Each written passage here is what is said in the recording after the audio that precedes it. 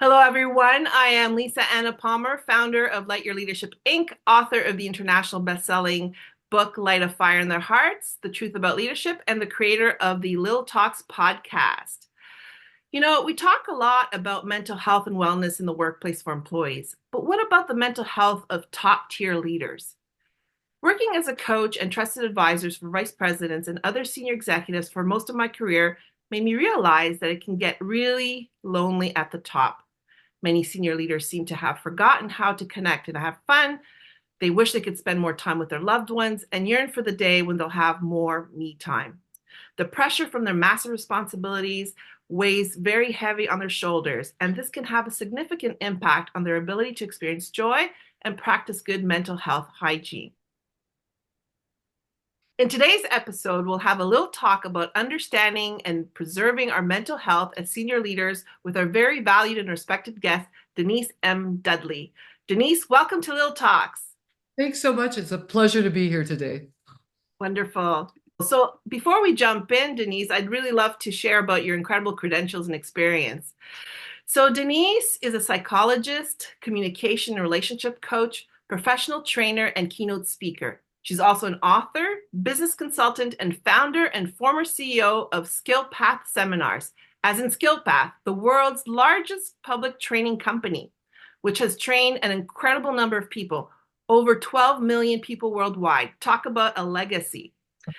Denise holds a Ph.D. in behavioral psychology, a hospital administrator's license, a preceptor for administrators and training license, and is licensed to provide training to medical professionals in the United States and Canada. She's also a certified AIDS educator, a licensed field therapist for individuals with agoraphobia, a regularly featured speaker on campuses of many universities across the US, and the author of Simon & Schuster's best-selling audio series, Making Relationships Last. And that's not all. So Denise also speaks all over the world on a variety of topics, including management and supervision skills, leadership, assertiveness, communication, etc. Her latest book, Work It, Get In, Get Noticed, Get Promoted, currently in its third printing, is available on Amazon.com and is used as a career search textbook on numerous college campuses across the U.S. Denise, it is truly an honor to have you with us here on LYLTalks. It's a pleasure to be here. I'm truly looking forward to our talk today. Excellent. It's such an important topic, isn't it? Mental Oh, health. it's so big. My favorite topic, really. Yeah. You and I both. So let's dive right in. So, what are some mental health issues that are commonly faced by leaders? So I'm going to go over a few of them. And the first one I want to talk about is something that really, it's not just leaders, it's all of us at some point or another, but we'll talk about leaders in specific. It's just pressure and stress, real stress. So I'm sure your listenership already knows that stress isn't necessarily a bad thing. A stress can be a good thing. It can motivate us. It can get us, off our seats and into action. But I'm talking about the chronic, long-term debilitating stress that can happen if we are leaders at the top. And it really can come just because we just are always on stage. We're always having to make decisions. We'll get to this in a little bit, but anxiety and burnout, it's very, very common, and it's really based on stress. I'm going to be quoting a few studies because I'm a scientist and I like to make sure I've got my numbers. So Harvard Business Review, somebody I go to a lot. This was a study that was published in 2019. It's not super new, but it's new enough. They actually did a study that came up with this number that 60% of senior leaders feel their wording was used up at the end of the day. And so that stress being used up at the end of the day, we all have that occasionally, but what we really are hoping toward is that at the end of the day, I feel joyful. I feel like I accomplished something. I feel like I can now head out and do whatever, go home and take a nap or play tennis or join my family or read a book or something, but that I don't have to feel like I have spent my entire energy on my day and now I cannot continue. So the stress is a real deal, and it can create all kinds of problems, as we know, including physiological ones, not just mental health ones. Another one is loneliness at the top. That's a real thing. And I'm going to give a caveat about this in a moment, just because I like to tell audiences all the facts, like so that you don't just come away with something that you don't have all the facts about. But the loneliness at the top is real. It can weigh on us. It's the same kind of loneliness that we deal with if we're working with people who are older and living, they've lost their spouse, they're living alone, or they're living in an apartment complex where nobody is friendly and they're feeling isolation. It's exactly the same mental health kinds of issues. But in this case, it's a CEO, it's a senior executive at the top who feels like they really can't talk to people, that there isn't someone they can confide in. And that's very, very weighing on people. It's debilitating, basically. Another one, imposter syndrome. I have to laugh about imposter syndrome a little bit because I think imposter syndrome's been around probably for thousands of years, but as a psychologist, and this happens many times over during my career, that there'll be some new buzz phrase, and then everyone's talking about imposter syndrome, and then the next thing is that we all just go, "Oh, I have that. Wait, I have imposter syndrome." And well, you might. I mean, I do occasionally. I think we all do, but I think it's been around a while. Imposter syndrome, of course, means that I believe I got somewhere that I didn't deserve to go, or that I'm in a position that I'm really not qualified to be in. Well, unless you lied on your resume, I mean, that's another story. But if you got where you were going legitimately, then you probably are the person for the job. And we're just going to occasionally experience a bit of a dip in our self-confidence. It's just what happens. But those are some of the common ones that I see in my work, at least. And of course, you're also a coach and you might have similar ones. Yeah, absolutely. That resonates completely. And in fact, it's so interesting, the part about the loneliness. One of the things I noticed is that it becomes very competitive the higher up you go in the organization. So you're actually competing against your colleagues, the people you're supposed to collaborate with, right? It's true. And finding someone you can truly going back to the loneliness at the top, finding someone you can truly confide in, you can talk to, who can relate to you. That's why I really do believe that organizations can help. Finding somebody who's perhaps your parallel at another organization, if you don't have any collaborators or colleagues who are on your team at least similar levels to you where you can talk to them. There are a couple things I mentioned, and one of them is that finding someone to confide in is difficult because I'm actually a personal believer that most people can't keep secrets. They just like want to talk it out. And so a lot of times finding someone you can talk to who isn't going to talk and isn't going to share something that you shared on a confidential level can be hard. It's also why I really do believe that finding a counselor or a coach can be a really good person to have. And we'll talk about that again later. I did say I wanted to mention a caveat about it, and it's this, that when we're talking about the loneliness at the top, which is real, sometimes we have to be careful about talking about being lonely at the top because I think my analogy is that probably everybody who's listening to this podcast has watched some show, usually early evening television, kind of like an evening TV magazine where some celebrity comes on and they're just going, "Oh, it's horrible being, I'm so famous. I just hate this. And I can't go anywhere without being recognized. And I can't, but they're also billionaires and they're probably fine. And so it's kind of hard to garner sympathy if you're the CEO of a company and you're making a whole bunch of money and then you want to tell your friend over a beer that it's really hard being at the top and it's lonely. So you have to kind of be careful with that message that it doesn't sound a little bit too much like poor me in a way that Right. no one's really buying into. Yeah. Right. Well, and you bring a very interesting perspective, and I've thought about this as well. What I've noticed is because I've coached people at all levels, and Uh-huh. sometimes when I coach people, let's say middle management level, I've noticed that in certain instances, they don't have very much compassion for the people at the top. Yes. It's interesting, right? Because I was doing one of my friends, Ryan Gottfredson, created a mindset assessment, and so I had delivered it to a couple of middle managers, and they had filled it out, and there was inward versus outward. Where inward is you see people as numbers, and outward is you see them as people and human beings, right? Oh, And so a couple of them who thought they were people, they were good with their employees, and they really cared. Well, they came out low. They were more towards the inward mindset. So what's going on with that? And then I would reflect back to them. Well, didn't you just tell me about your director and how you don't really care about them and all this stuff, right? And so there was like a big aha moment going, oh right. yeah. There's There we that go. Right? It's that notion, especially when they get up to the VP level, there's like a quasi celebrity status going on. It's like, what are you Mhm. complaining about? You've got all the money and all the power and all this. Exactly. Yeah. Behind closed doors, sometimes it's not exactly what's going on, right? They don't necessarily have mastery of their time. You know, they might Mhm. get those calls from the CEO at 4 o'clock on a Friday when everybody else is leaving the office. You Yes. know, a lot of them have to travel a lot, have to be away from their loved ones. So I think it's true that money doesn't buy everything, and it certainly doesn't buy joy, right? Absolutely. Yeah. Absolutely. Although it Yeah. helps, I mean, of course.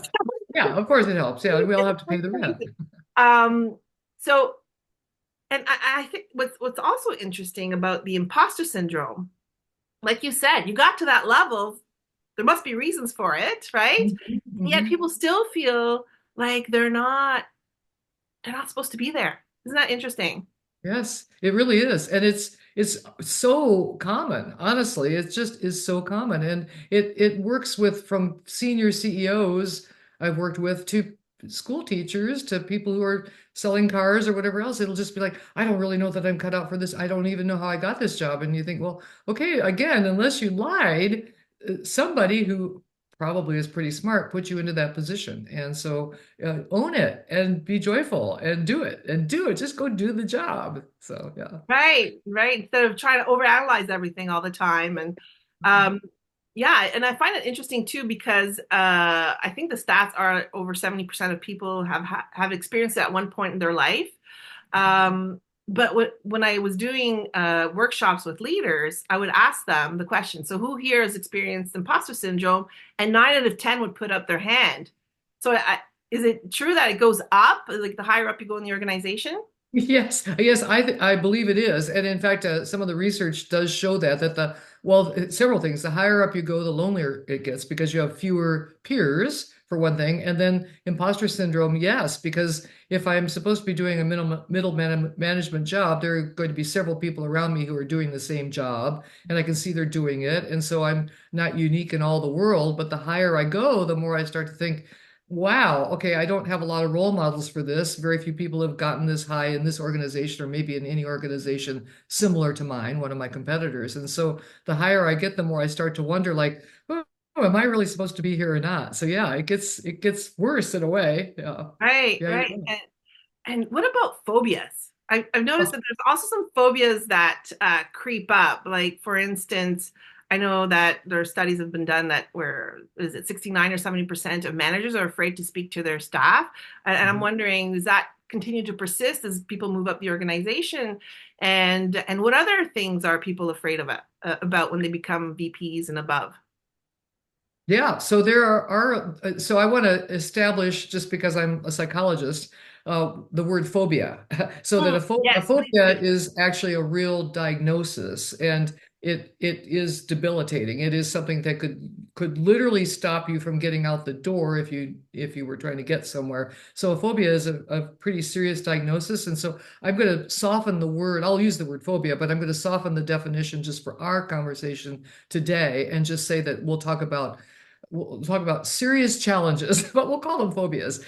You don't know this about me. You couldn't have Cheers. known when you booked me, but I actually was involved in a big research team, and we developed the protocol that's actually still used for treatment of agoraphobia to this day, which also is how other phobias are treated. And so a phobia is a pretty serious thing, but we're going to go ahead and call these things phobias, but they may not be literally a phobia, and they could be. So if you have a listener out there who is hearing what I'm saying today and they experience it on a terrifying, terrorizing level, it's maybe a phobia. So the Yeah. first one is a big one, and you're kind of already alluding to it. It's the fear of public speaking. And it's that's been out there for a while, and it's also fear of public speaking is called glossophobia. Isn't that funny? Hmm. If I asked you what you thought glossophobia meant, I don't think you'd think of public Oh, speaking. Maybe lots of fear paper, of maybe. loss or something. I don't know, but yeah. But fear of public speaking, and again, going back to some stats. This is a recent one, 2020, I believe, National Institute of Health. So this is the NIH and the NIMH are big heavy hitters for doing research studies, and it came up with a whopping 77% of the population is afraid of public speaking. Now, this is general population, but Yeah. leaders are people. Yeah. So exactly. yeah. So fear of public speaking, fear of speaking in front of people, it's real and it's scary to people. There was a one thing that came out years ago, and it made me kind of laugh because it was some study that got published, of course, in Wall Street Journal and everywhere else. Where it was like people ranked their fears, and the study, of course, chose something, when it got reported to be dynamic and sort of, a big headline, and it was that people fear public speaking more than they fear death. Well, Mm, my response to that was, yeah, but I bet if I took a gun and held it to your head and said, I will either shoot you or go out on stage, that you would go out on stage. I actually don't think people fear death more than, but the point is, yeah, we're scared of it, unless we're professional speakers, like I am, and I'm sure you're the same. But anyway, that's one of them, is having to get out there and talk. And leaders are going to have to get out there and talk to their employees, on a huge scale if they have a big company, or at least to their teams if they just have 12, 15 people they're supervising, or to the community sometimes. Sometimes if we are representing a hospital in the area or something, we have to go out and talk to the Chamber of Commerce or to the Board of Supervisors for our county, or we get invited to go to a conference and present what it is we're doing at our in our particular company. Well, we don't want to let that hold us back. And I'll talk a little bit about how we might solve that. But yeah, fear of public speaking. Imposter syndrome, of course, that we've already hit that one, but that is another one. And then another one, fear of failure. There are a lot of people who just have, and it's not the same as imposter syndrome. It's more just like, I'm here, I deserve to be here, I'm glad I'm here, but what if I make the wrong decision? What mm, if I do something that really screws up this company? And so that fear of failure can definitely threaten people, and it can even incapacitate them, where it puts me in a position where I feel like I can't make a decision. Most, this is some more studies. Most top executives are pretty quick at making decisions. They don't really deliberate. They're pretty good at saying, here's what I need to do, let's get on it. But fear of failure can sometimes stop us in our tracks and make us feel like I could be making the wrong decision. And so we want to, acknowledge anyway that my fear of failure could actually be stopping me from making decisions. Then fear of vulnerability. That's one that's kind of interesting, that there are people out there, especially in senior management positions. I'm sure you've seen them before. And I find it, I don't know what to say. I find it somewhat internally amusing when I meet certain people and they decide that they have to act like, okay, I'm not going to smile when I shake your hand, and I'm going to use right, this very official sounding voice. right. Hello, how do you do? And it's like, wow, okay, well, you're either you or you're not you. I don't know, but you don't have to behave that way to make me think you're impressive. But a lot of people come on with this, like, I can't act like I'm vulnerable. I can't smile. I can't come down to earth. I can't talk about the milkshake I just drank an hour ago that was really delicious, or that would make me sound too human. And actually, it's the opposite. I'm sure that your readers and listeners all know Brene Brown, a very famous book, Dare to Lead, came out in 2018. And that book really does talk about vulnerability is as a strength, as a way to, in a sense, demonstrate our authenticity. And that fosters so much trust in our employees, in our work partners. It also fosters deeper connections with people. It's really the opposite of what people think it is, in terms of allowing myself to be somewhat vulnerable in the eyes of the people I work with. So, but there is that fear of vulnerability. What if I look weak? I just don't want to look weak. So those are some of the main ones I come up with. Yeah. No, those are great. And to your point, I think it's almost like there's a misconception about what professionalism is. Yes. It's not about being robotic and being Yes. stoic and not showing any expression. Uh, Yeah. that's in fact very intimidating and not, Yes. become unapproachable. Oh And yeah, it's antithetical to it. Yeah. loneliness, right? It leads to Yeah, loneliness. yeah. Yes, Um, absolutely.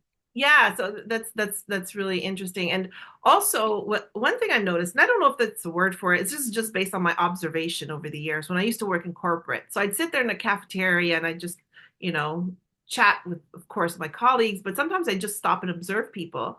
And I Hmm. noticed that very senior level leaders would rush into the cafeteria, pick up their food, and run away as fast as possible and go eat it by themselves. Hmm. So I think of course, as part of that in terms of busyness, I also, because I was working with them as their trusted advisor, I also noticed that there was almost a fear of being looked at or scrutinized as you're walking through the cafeteria. Yeah, yeah, All eyes yeah. are on you, right? Oh, So, yeah. yeah, I don't know if there's anything that exists in terms of a study out there in terms of it's again coming back to that almost quasi celebrity status where everywhere you go in the organization with their employees, chances are that their eyes will be on you. Yes, it's true. And I think that we know that as senior executives if we are one. And the best, in fact, I coach, so I talk to people about these things. And so really if we can come to that position of understanding that not rushing into the cafeteria, grabbing my food and running out, but walking in, saying hello to people, eating my food with them, becoming a human being, a person who actually eats food. Nobody thinks we don't eat, so why not? No, so why not, in a sense, embrace it? Rather than trying to say the cafeteria is threatening, I've got to get in, get out, get my food, go to my office, make it like, okay, this is an opportunity. See the cafeteria as an opportunity to become a real human being. Mm, Also, I've noticed something, and I wonder if you're going to notice it too, that I've had the opportunity to meet a lot of people, many of whom would be recognizable names to your listenership. And a lot of times there's a certain moment where when people are climbing the ladder, I'll say, where they have this sort of official, almost officious attitude of like, I'm important and I have to be right. important and act important. And then I've met some people who really, they've made it. I mean, these are big names and they're like the nicest people. They really are going to stroll in and they're going to be wearing their jeans and their Birkenstocks or whatever. And they're going to chat with people and they're going to know people's names and they're going to talk about the new bike they just bought and they're going to be like real people. And it's I've often found there might be like this is a personal opinion, but it's like an inverse relationship between how important I really am in the organization and my ability to relax and be real, and how important I want to be or I'm trying to be, and my uptightness, of trying to, in a sense, Yeah, force my importance onto people by being kind of formal and distant and official. yeah, I agree. And in fact, it's almost like, how when we coach with leaders and stuff, it's like we try to impart the importance of seeing your employees as human beings. Well, you want them to see you as a human being as well. Yeah. And Yes. and the more that they see you as a human being, then they'll treat you like one of us, right? And I think that's important instead of that separation of leaders versus the rest of the organization is like you're all in it together. You have Absolutely. different roles, but you're all having a human experience in the workplace. It's just Yeah. in different contexts, and why not connect where you have commonalities and Yeah. experiences like that. So I'm with you on that, Denise. Is it's important to be able to connect at that human level and just be yourself more, Hmm. you know? Yeah. Oh, yeah. Uh, It's so refreshing. Yeah. and I bet you the ones who are walking in and connecting with everyone and talking to people are the ones who love their life as a leader more. Yes, absolutely. And there are studies on that, that the more authentic we can be, the less inauthentic, the more we value our relationships with other people, and the more we like our jobs. That's actually a real study. So yeah. I love that. I love that. So we've talked about some of the mental health issues that are impacting leaders, senior leaders. What about what's the effect when leaders have to toe the corporate line, even when they haven't bought into the changes of the messages that they have to relay to employees? That's a tough one, and it's one that I get asked by people because it happens. It happens where suddenly I'm not feeling really good about the message I need to deliver. So there are a couple things. So here's what happens. Let me describe what happens when you're experiencing that as a leader. It's called technically called cognitive dissonance, and so Mm, some people know that phrase, some people don't. There's also cognitive consonance, which we as psychologists talk about. Most people don't know that phrase, but it's the opposite of cognitive dissonance, right? And we really want to try to achieve cognitive consonance in our lives. But cognitive dissonance is when basically my actions do not match my beliefs, or my values are not matching what it is I'm being told to do or what I'm doing. And so there's an internal conflict that happens, and that's not good stuff. It's not good for people. It can lead to stress, to frustration, to a sense of inauthenticity, since we were talking about that a second ago, and it can lead to a mismatch. And so we really, if we're experiencing cognitive dissonance because I'm being told to do something I don't want to do, or I don't believe it's the right thing to be doing, I see it as a red flag. So if I'm working with someone and they're describing this to me, cognitive dissonance, I think that it's time to take a look at what's going on, because it can there, and I mentioned there is a study, it was done by Gallup polls, in fact, in 2021, about when people are being forced to play the game, senior executives, they experience a job dissatisfaction. They can also go in and experience depression. It can also even lead to physiological disorders such as cardiovascular problems, because you're uptight, you're stressed out, you're being asked to do things that you don't want to do. It also can impact team morale, because people, people are smart. We talk about having intuition and things.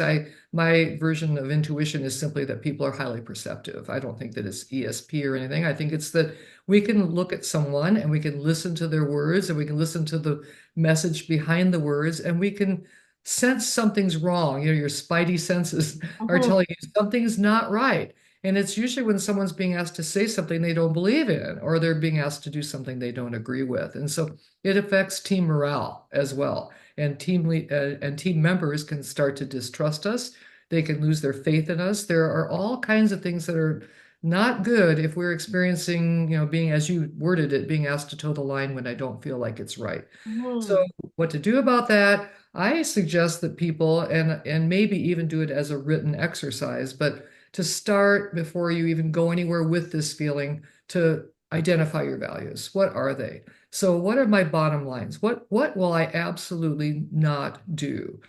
And then maybe there are negotiable points as well. I would be willing to do that. I wouldn't feel great about it, but I would do it for the company because I see the big vision, where the company is going. Let's say, try to think of an example that would be negotiable. So let's say that I realize in my job as a senior exec, I have to get excited and promote a new product that we're about to introduce. And I really think it sucks, but I'm just gonna, Right. all right, we're gonna try this. And the whole, design team designed it, and we're gonna try it. And so maybe I have to say, hey, everybody, we just designed a green widget and it's costs $49.95, and we're going to put it out there on the internet, and yay, hooray. And I don't think it's going to work, but I'm going to do it anyway because I realize big vision, we're going to just test stuff. And so that might be a negotiable item. Being asked to cook the books? No. Being asked to betray one of my colleagues to get them fired so that somebody's daughter can get hired? No. So there are things that really, I'm going to say that if you're being asked to do things that really do betray your own personal sense of ethics and values, that there is no paycheck in the world, there's no bonus coming in the world, there's no acknowledgement or fame or anything else in the world that is worth selling your soul for. And there Mhm. are a couple reasons why. And also research backs this, that if I'm doing things that I don't believe in, I will wake up in the middle of the night and think about the 5 people I got fired who now don't have jobs because I just had to do something they told me to do. I will start to lose sleep. I will start to feel stressed. I will develop physiological problems, ulcers, all kinds of things this way. And then the other thing, looking at the long-term goal, like way, way out there. Personally, I don't want to be 95 years old and reviewing my life and sitting there talking about to myself or to somebody else, oh, this happened and I did that, and then I did this, and then I lived there, and then, oh yeah, there's that time when I betrayed a whole bunch of people just to make my paycheck. And I don't want to feel like that is ever on my soul because I don't think it's worth it. So, if I'm being asked to toe the line, I think it's time to do an evaluation and see where I'm working and see whether it might be time for a change. I love It's that message. It's so important, right? To kind of look at, okay, what is it that's causing you to feel conflicted, and then yeah. to weigh it against your values so that you can make a more aware decision around whether you Yeah. succeed or not, and absolutely, the ones that are cut and dry for most people. Then there's the little gray areas. I think people have a hard time with, for example, having a performance conversation that maybe They're having to give a rating to fit a bell curve where they think the person's fantastic, but they have to give them like a meets rating instead of exceeds or outstanding, right? Yes, Uh, yes, that's a tough one. Another example is now a lot of organizations are demanding that people return into the physical workplace when employees are performing very well, working from home, are happier and more, and generally speaking, right? So yes. whereas the leader themselves might be thinking, hey, I agree with the employees, that this is a better way to operate, but maybe the CEO or the board don't agree with it. So those are the kinds of things where people really, I think, get their stomachs knotted up trying to figure out, like, okay, so I'm being pressured to give this message, which the company can, the company can demand certain things. I don't agree with it. What about in those circumstances? What are some of the things they can do to kind of like navigate their way through? Very good example, because I suspect in your work and in my work as well, I'm coming up against a lot of that exact thing about return to work stuff. And I'm very close to the Silicon Valley where I live. And so in Silicon Valley, without mentioning any names whatsoever, and I wouldn't, there are a lot of organizations there that have built extremely expensive campuses prior to COVID, like way over the top stuff. Some of them I've never been to because I'm not even allowed to go there because I'm only a consultant kind of stuff. So yeah, so big time stuff. And then suddenly COVID hits and then no one's there. And so, of course, everybody on that level has a board of directors and everything else. And so there's a lot of stuff being dictated about, like, we want people back at work. We want them at work. And also, so the people, I suspect this is exactly what you're talking about because I'm seeing this too. The people, whoever they are able to actually produce the stats and say, wait a minute, work productivity did not go down. Sales profits didn't even go down. They didn't even go down. So why are we being asked to return to work when it actually is more inconvenient to us? It actually, again, the carbon footprint, all these things we could argue against going back to work. And it's almost just arbitrary. Like, well, we don't care. We just want you here. And so, there's been a lot of negotiation of like, well, how about if it's just 3 days, or, well, no, all right, four, all right, great. So, and now the poor person who's being told, you've got to get your team back in here 4 days a week. And everybody is just arguing and saying, we don't really want to do it. And so, yeah, now we've got the leader who actually agrees with the people and yet has to toe the line. So one of my suggestions here is that it really is, in my opinion, I think it's important to be genuine, but I think it's a little bit dangerous to your own career because you got to protect yourself. It's a little dangerous to go, guess what, everybody? I hate this idea, but I'm going to have to tell you to do it. You know what? You can't really do that. It's not only not professional, but I'm more thinking about like you and covering your fanny, that Right. you just don't Exactly. want to ever be, that to be reported. So, be careful, protect yourself. So don't say that. But I do think it's important to be able to say to your team, here is what we must do. This is what we're being told to do. And I am your leader, and I'm letting you know the news that we've been told that we must be here 4 days a week. We're going to do this because we're a team, and we're going to make it work because we're a team, and we're going to support each other because we're a team. And we're all going to just say, you know what? Hey, we like our jobs, we like the organization, we're going to do this for now. And Mhm. so I would say that, it doesn't have to be hereby, moving forward, we Right. shall come, we don't make it like a dictum. We make it more like a, hey, gang, we need to do this. Mhm. So, yeah, and we have to do it. And maybe create a safe space for people to kind of share their struggles with it and Yes, without yes, absolutely. being the, doing. Yeah, exactly. And being able to hear them. It's really, you're not betraying the organization if you're saying, feel free to bitch about this, because really, it's your right to bitch about it, but you also do need to come to work. And, not creating an organization where, of course, we're all just complaining all the time, but Right. sometimes people do need to let their hair down and go, oh my God, okay, I'm back on, here in California, I'm back on the 101.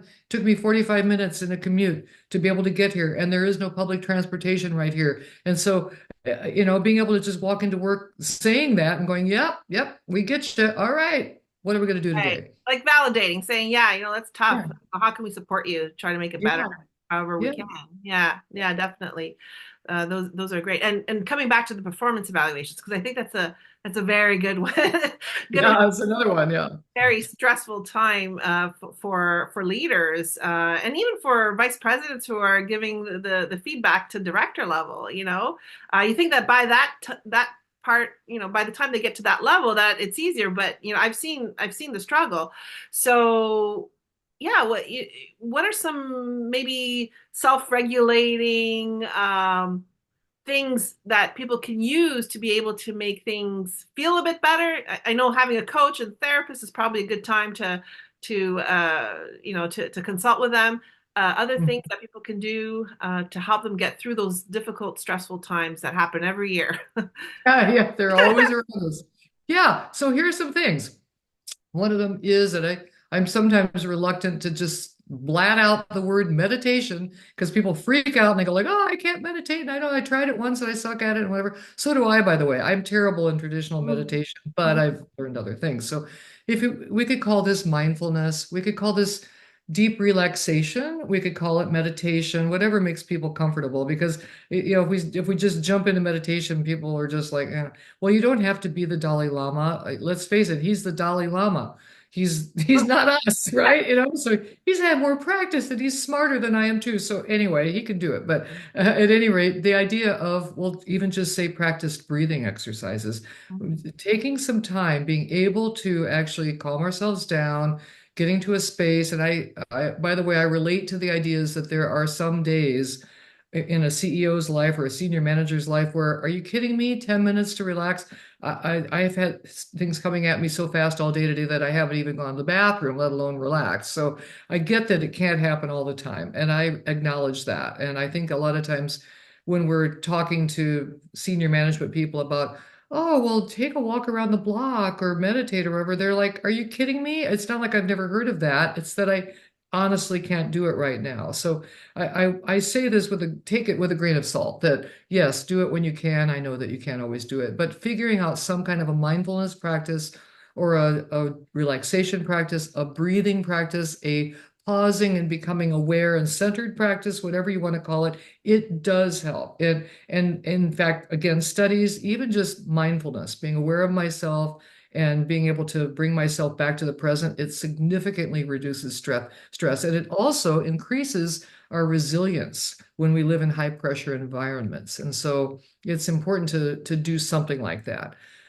Delegating, delegating, being able to delegate, taking a little bit of pressure off. So I haven't recently, but I used to teach time management to big audiences, as so time management. And when you get to the delegation part of that talk, and these are all-day seminars I used to do. So I'll let you in on a keynoter's secret or a seminar leader's secret. This is one of our secrets, that you never ask an audience a question that you don't know what they're going to say. You Mhm. only ask questions where you know what they're going to say, because then they just further your talk and they feel like they answered it, and then they don't throw you off. So one of the points in a time management seminar where you can ask an audience a question and you know what's going to come back is to ask any audience, why don't you delegate? What are the reasons we don't delegate? And Mhm. I guarantee you, because I've done this with literally thousands of participants, there are about five reasons, but the first two are always the same. You want to guess what they are? Do you want to guess? Oh, sure. Because they won't do the work as well as I will, or something to that effect. Bingo. Number one, you They did won't, it. All right? right. I knew you could do it. And I'll tell you the second one so we can move on here. That was exactly number one. Number two is because I don't have time to teach somebody what I need to do. Right. That's Yes. the other Yeah. one, don't have time. Well, I'm going to come back and say that yes, you can teach people, and yes, you should teach people. If we look at a long-term value of basically a reward for our efforts, being able to teach someone to do something, yes, it will take a little bit of time, but theoretically, it will save us time in the future if I could delegate something. And furthermore, the idea of no one can do it the way I do it. Well, maybe they don't do it the way you do it, but they might be able to do it as well as you do it. And I will tell you from personal experience in working with CEOs that many people have come back to me and have said, not only did the person I delegated to do it as well as I did it, they figured out how to improve it. Yeah. So basically, delegation is a way to take some burden off, but you just have to be willing to do the time to teach somebody what you want and to help modify as they're going along and to give them some feedback. But delegation is super important, and people just don't want to do it. Mhm. So another one is going to be basically the work-life imbalance thing. It's real. And again, when we talk to CEOs about work-life balance and being able to figure out a little bit more balance in their lives, I know that sometimes people are just smirking at me saying, how in the heck do I do that? I am running a very, very big company and there are crises all over the place right now, possibly because of COVID, post-COVID, because our constituency is changing, whatever it is that's happening, but at least trying to figure out how to achieve a better work-life balance should be on your list of priorities. Because if we just give up and we just go, oh, yeah, this job is just crazy, it's going to be forever, and we give up on achieving that, then we're not even looking for spaces where we could put a balance in. We've given up looking for it. So not forgetting to keep that on our list of things, of figuring out when I could take 10 minutes and take a walk around the block, or when I could take an entire weekend to be with my loved ones and to ask somebody in another position to cover for me. Those sorts of things can really help us. Mhm. Regular mental health check-ins, regular ones. With our physical disabilities, if I were to say, if I had a splinter in my foot right now, I would be aware of it and I would get the splinter out. Or if I had sprained my leg, my ankle, I would be aware of it. I would know how to treat it. So with mental health challenges, sometimes there are not warning signals like that, where I realize something, I may be just slowly descending into a deep hole of discouragement or depression or feeling like I'm the only person at the top, the loneliness things we have already talked about. So those mental health check-ins with either someone you really trust, a loved one who can really listen to you with unconditional positive regard, with support, with basically unjudgmental listening. Now, if you don't have a loved one, then I really do suggest you get a counselor or a coach. And I'm not just promoting what I do for a living at all. I do many things for a living, but having a coach and someone you can truly talk to who's safe can really help you. And this is just all over the research that being able to talk. I went to dinner with a friend of mine the other night. We were chatting about something else, and he said, well, does talk therapy actually work? And I said, oh, it absolutely does. We were talking about actually, he's a medication person. And so we were talking about the differences between medicating for mental health issues and talk therapy. Yes, talk therapy works because sometimes talking it out just helps somebody relieve the tension or suddenly see a solution because they're talking it out loud. So checking in with a coach is a really important thing. And I was in the airport, I travel for a living, about 3 days ago. I was sitting in an airport and I already knew we were going to have a conversation. And I was really just sort of delighted and amused that about 3 feet from me, a woman sat down over there to my right.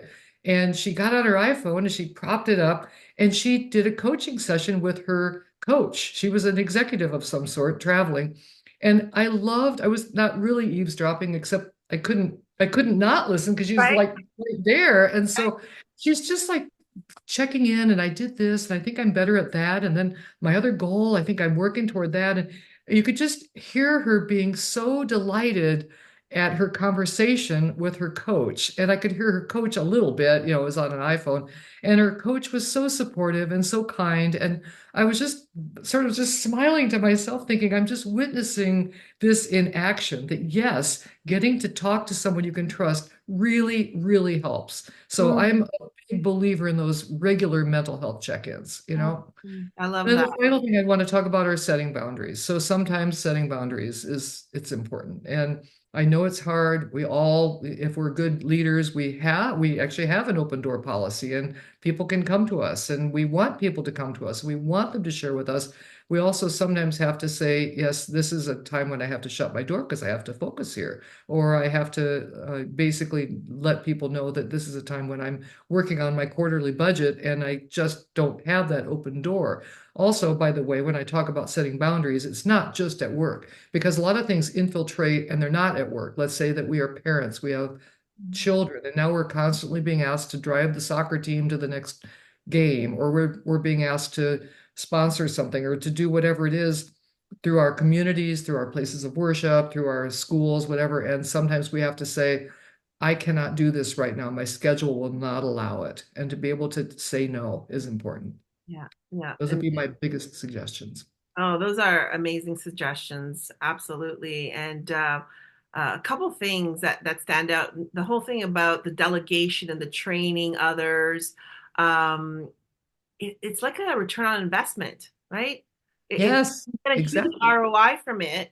And when you can do that, then all of a sudden it does give you hope for more work-life balance. Or I say, well, if you can't get balance, we're just 50-50. Just maybe aim for harmony, where Yeah, you're yes. pretty good for about it, and setting those boundaries. So it creates life not or space not only for doing the things you need to do, but also for me time. Because that's Yes. one of the biggest things that I'm hearing is like, I have no time for me.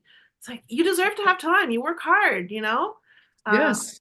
And you yeah. need it in order to fulfill your obligation to yourself, because we really must take care of ourselves. And most people I know need their time. And also, and this is, I'm speaking me about me, I need alone time. I also not only need downtime and personal time, I need to be absolutely alone. I just love being alone. Now, if I weren't that person, like, oh, I hate being alone, I want to be with people, well, then I'd be telling you I need people time, I need socialization. But everyone has that. They have something. They either want to take a nap, or they need to take a hike, or they need to be with friends, or they need to be alone, or they need to go pet animals at the Humane Society, or whatever it is. But being able to find the thing that they need that will fill their well back is important, and then to give it to themselves. It's not Absolutely. selfish at all. And again, It's it's an investment. And, that then you can show up better, a better version of yourself at work and in your yes, personal life, in the community. And yeah. everybody wins when you take care of yourself. Yes, exactly. It's not selfish at all, at all. It helps the world if you help yourself. Hmm. So you've covered some amazing strategies, that senior leaders can adopt to help them. And oh, the talking it out, absolutely, because as we mentioned earlier in our chat, when you're not really sure who to trust, right? Find that person because I know my personal experience and what I'm seeing from clients too. As soon as they talk, it's like they're releasing the heaviness. It just like leaves them. And then by Yes. the end, just like they might even have a chuckle about it or at least have a way forward and figure out, how to handle it. It's not as heavy or dense, by the time they've let it go almost. Absolutely. Yeah, you're exactly right. And sometimes it's just a matter of talking it out and hearing what I'm saying. And I liken it to if you ever like wake up and you're reporting your dreams to someone Mhm. and you're saying, "Yeah, I dreamed that I was walking down a hallway and then I ran into, oh yeah, because I was thinking about him. And then I went and somewhere and I got in a car. Oh yeah, because my car is in at the shop." And as you're reporting the dream, you're out loud, you're realizing, oh, well, I understand where that came from. And so, similarly, I think when people are talking about their trials and tribulations at work to a trusted person, they're going, "Oh, yeah, that's why that's happening. I need to fix that." So, yeah, there are tons of insights that come from being able to Mhm. talk it out. Absolutely. So, Denise, this is such a great conversation. I could probably go on for another 2 hours, but maybe we'll do a part two sometime. You. How can people I'd reach? love it. How can people reach you? Oh, well, so yeah, thank you for asking. So I have a website. It's Denise M, like Marie, Denise Marie Dudley, DeniseMDudley.com. And you can also reach me. I always tell people just email me or something, and you can see that on my website. It's really my email address is contact Denise Dudley at gmail.com. And I'm always happy to talk to people or to hear from them. And I love it when people just send me emails that say, "Hey, I heard you on that show, and thanks so much, and it was really fun." And I actually answer my emails. I like to. So, and if anybody needs coaching, I'm busy. I'm on the road a lot, and so I do coach people. If it's sort of a here and there check in, yes, I can help you with that. Then yeah, I'd love to hear from your people. So thank you. Wonderful. And I'm sure they'll benefit greatly from any words of wisdom you can share. Any last pieces of advice that you have Oh for? my gosh. Well, I really do think we got on it just now, which is that taking care of yourself is not selfish, it's important. And you said it really well that by taking care of yourself, you will be able to present the best version of yourself to the rest of the world. And if we're talking about coming from a position of sincerity and authenticity, then I hope that what we want to do, what each one of us wants to do, is to show up being the best version of ourselves that we could possibly share with other people. So, yeah, being able to take care of ourselves, super important for anybody in the world. I love that. Thank you so much once again, Denise. And I wish you all the best on your continued journey to helping so many people around the world. Oh, same back at you. And thanks to everybody for listening today. It was really fun talking to you today. Thank you. Excellent. Thank you.